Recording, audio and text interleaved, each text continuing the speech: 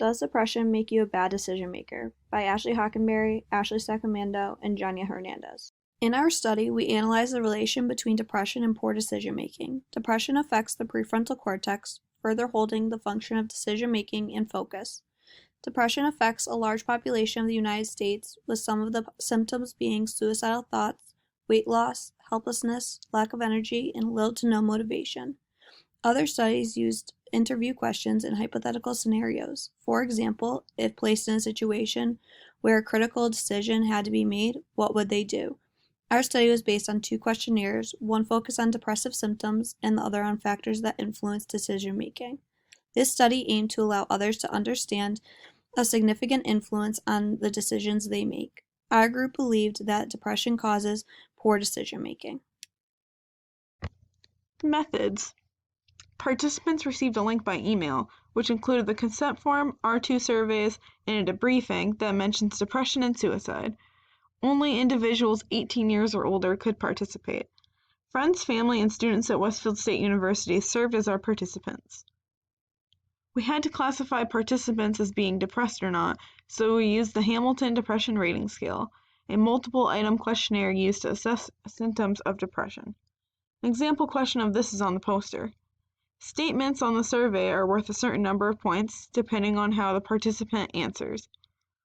Participants' points were totaled, earning them a score. A score of 0 to 7 was considered moderate depression, 8 through 13 is mild, and 14 through 18 is severe depression symptoms, as recommended by the survey. We decided that a 14 or higher score would classify the participant as depressed, while anything below 14 was considered not depressed. To assess decision making, we use the Melbourne Decision Making test. The test allows researchers to differentiate between 4 decision-making approaches: vigilance, hypervigilance, procrastination, and buck passing. The test is a 5-point Likert scale. The highest score they can get would be a 90. The higher their score was, the better they were at making decisions. We analyzed our data using a t-test to compare decision-making scores between depressed and not depressed participants. The results of our study show that there was a statistical significance between both groups of individuals who were depressed and those who were not depressed. Of the 95 participants included in the data, 47 scored in the depressed category, while 48 scored in the non-depressed category. We found a statistical difference of p equals 0.067 with a t-statistic of -2.02, which is the difference between the means of both groups.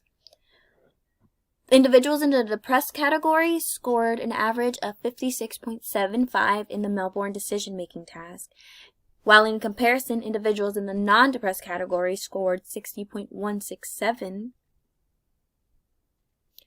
in the Melbourne Decision Making task. Individuals who were depressed scored lower on the Melbourne Decision Making task because depression hinders the ability to make decisions.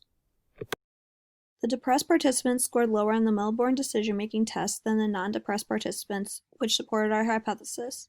Given these results, we concluded that individuals showing signs of depression are more likely to make poor decisions.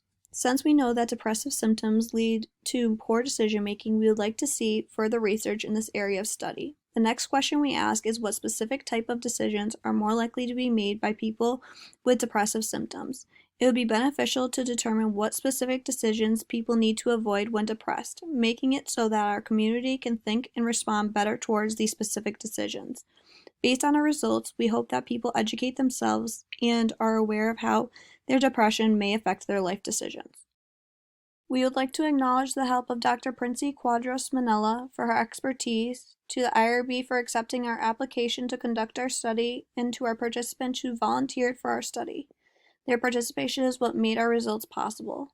Thank you also to Kirka for allowing us to present our research.